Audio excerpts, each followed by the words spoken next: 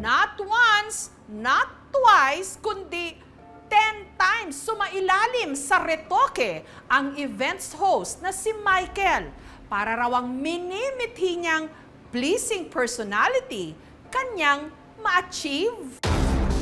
Nagsagawa kami ng isang social experiment. Sa dalawang events host na ito, sino kaya ang kanilang mas pipiliin? At this point, may we ask for everyone's attention as we hear some words from the newlyweds. Again, a big hand for them, please. Good evening, ladies and gentlemen. We are live in one of the most fascinating countries in the world. Let us all welcome the top 16 finalists.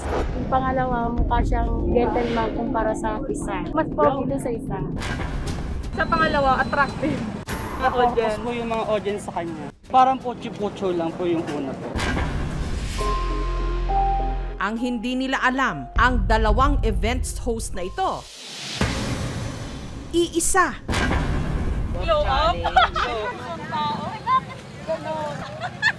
Siya ang tubong Binyan, Laguna na si Michael. Paanong mula sa ganitong itsura, naging ganito na siya ngayon? I remember nung hindi pa ganito yung paayos ng mukha ko. Sabi ko sa sarili ko, bakit? Magaling naman ako mag-host. How about a big hand for Mr. Noel Villanueva? Magaling ako magsalita, but wala akong trabaho. Hindi ako kinukuha.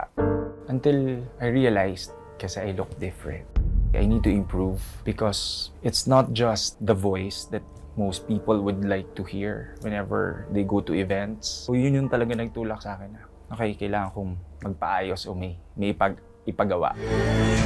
Sa puntong yon, sunod-sunod na siyang nagpa-cosmetic surgery dahil laging tinutuksong mukhang daga. Una niyang ipinaayos ang kanyang tenga. Sunod na nagpatangos ng ilong, nagpaayos ng chin o baba, nagpalagay ng dimples at nagpa-contour ng panga. Pati ang kanyang labi, pinalip fillers niya. On fleek din ang pinagawa niyang Korean eyebrows. At para sa kanyang perfect smile, nagpakabit ng veneers. Kaya heto na si Michael ngayon.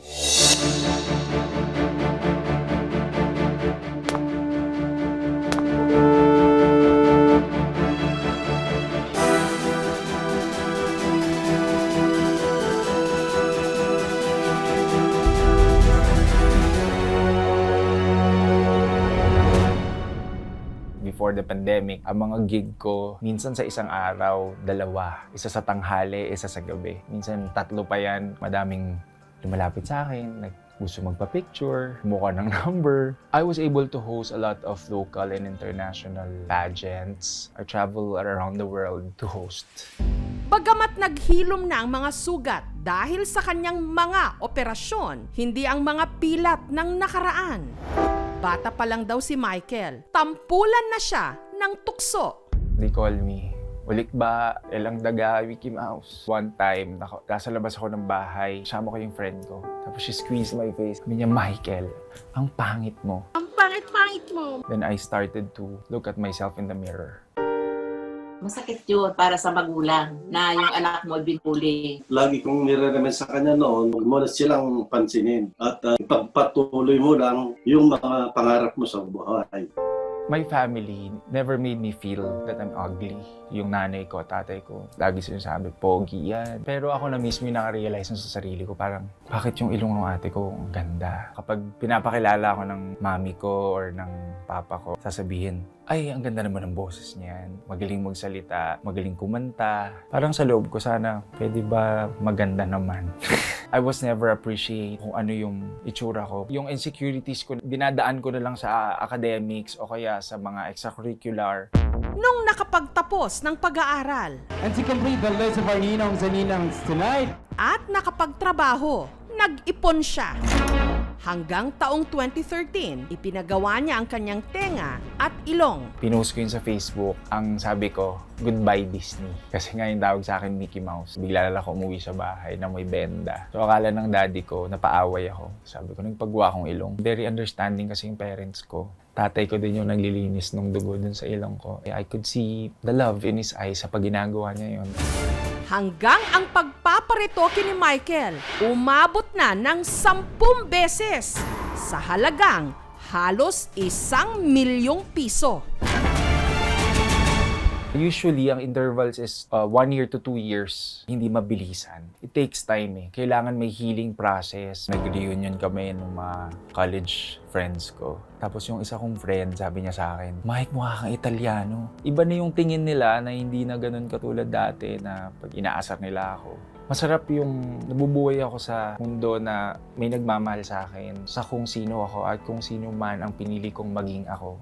Sobrang naging mas buo, mas naging confident ako.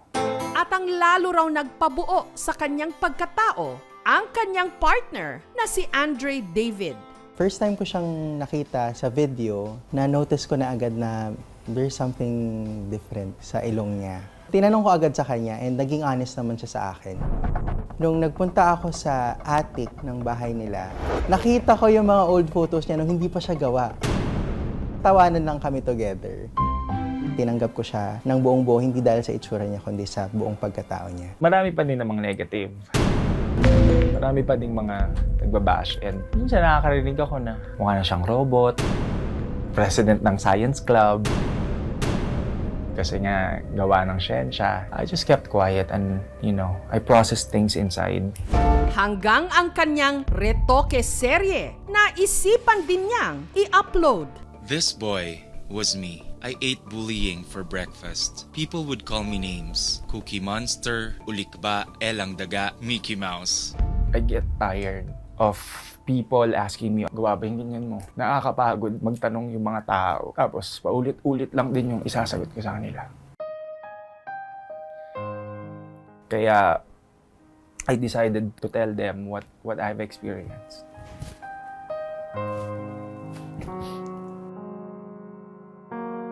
I was thinking it might compromise my career. Again, I might be bullied again. Is there anything that I can do to please everyone? So kapag nababasa ko yung mga masasakit na salita, I just close my eyes and I pray to God. Sana enlighten niya yung mga taong yan. Mag-isip sila bago sila mag-comment. Kasi sa society natin, kadalasan na akala natin nagpaparetoke, no? Dahil gusto lang maging maganda, gusto lang maging gwapo. Dapat tinitingnan natin emosyon niya. Bakit niya gusto magparetoke? Nandun yung kanyang self-worth within oneself. There's nothing wrong in wanting to improve yourself. But you have to remember, as you improve your looks, you should improve how you feel. And it's another journey that you have to look into. My intent is not to encourage people to undergo cosmetic surgery. I want them to realize kung bakit may mga taong nagpapagawa. I would like to end the stigma. It's 2021 and this thing should be normalized. Kung kakausapin ni Michael ang dati niyang sarili, ano kaya ang kanyang sasabihin? Hi Michael, it's nice to see you again. You still have the same eyes. Your mole is still here.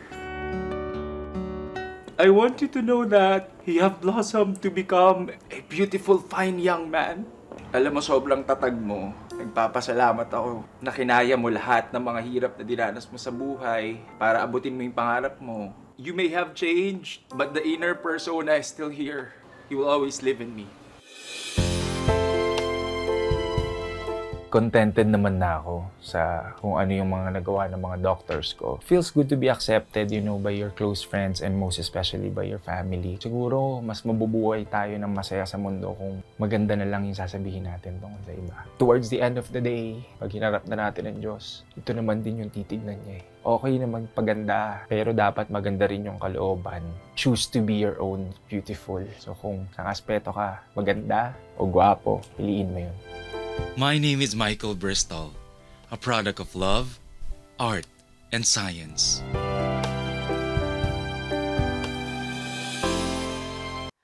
Thank you for watching, mga kapuso. Kung nagustuhan niyo po ang videong ito, subscribe na sa GMA Public Affairs YouTube channel. And don't forget to hit the bell button for our latest updates.